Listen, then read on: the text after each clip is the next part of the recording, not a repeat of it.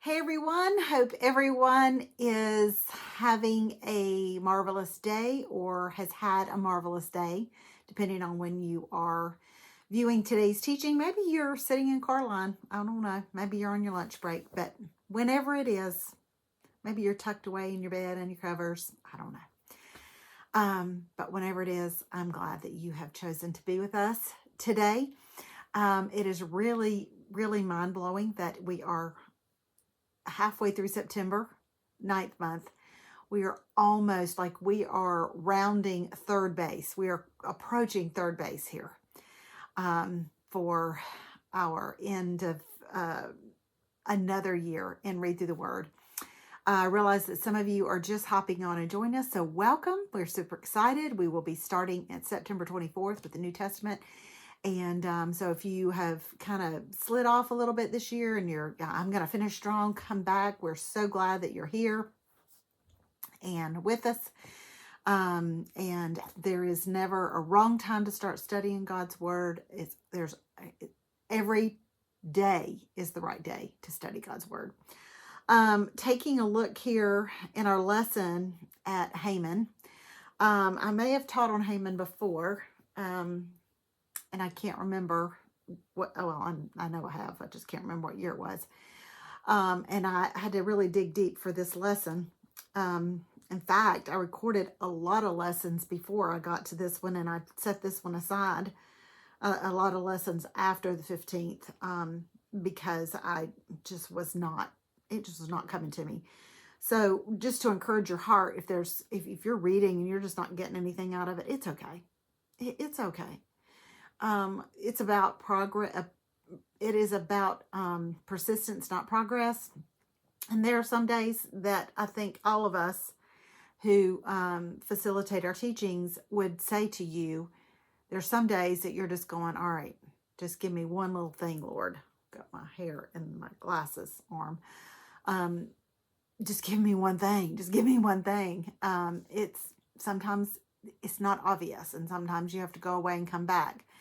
And that's what I did with this lesson. And I sat down to record today, and oh my goodness, the Lord just gave me two things that are brand new, and I'm super excited about them. But Haman is the kind of character that he's not a character. Oh, he's a person. He was a real person in a real life story. He's the kind of person that you just kind of, when you're reading it, you just kind of love to hate, and you're kind of loving it when he gets his, until he is impaled on his own pole that he takes, that he was going to put Mordecai on. It's just like, ugh. I don't know about y'all, but sometimes I want to see somebody get theirs, but I don't want it to be gross, right? That's a painful thing he's got going on here. What happens to Haman?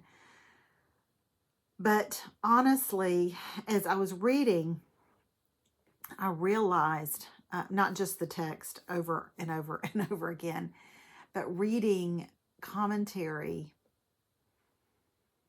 there is the possibility of a Haman in every single one of us. Yeah, in every single one of us.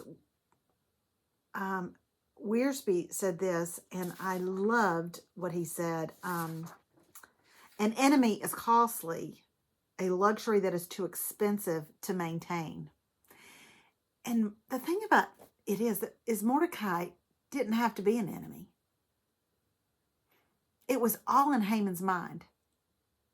Mordecai was being who Mordecai was. He was committed and submitted and devoted to God, to his people.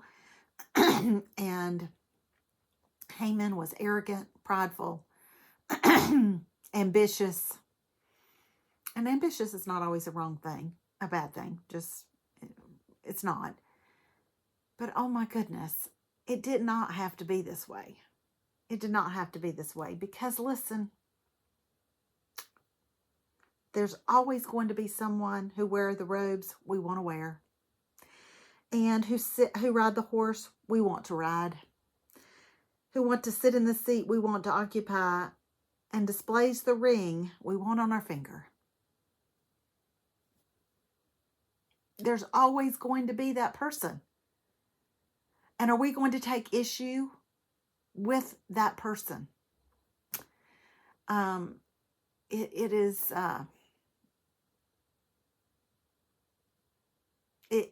It's something that definitely we see happening outside of the church, but it's a rising in the church. There is a competition in the church among leaders that in leadership and celebrity that is just beyond me. It really is. Even as simple as ushering. Ushers are so important. I'm amazed at how many people they can squeeze in on a pew. I'm amazed at the confidence that they have in just having somebody move. I need you to leave. I'm going to come and get you in the middle of the sermon because your baby's crying and they need you. They can handle unruly situations, so I'm not dissing an usher position because that's authority. But every authority can go to our head. Every authority can go to our head. And especially if someone is getting attention that we feel like we deserve. Oh my goodness. We are all just really one decision away from allowing that Haman to rise up in us. Here's 2 things that the Lord just whispered in my spirit. Submit the Haman in you to the Spirit in you. Capital S. And you might be thinking, I don't have a Haman.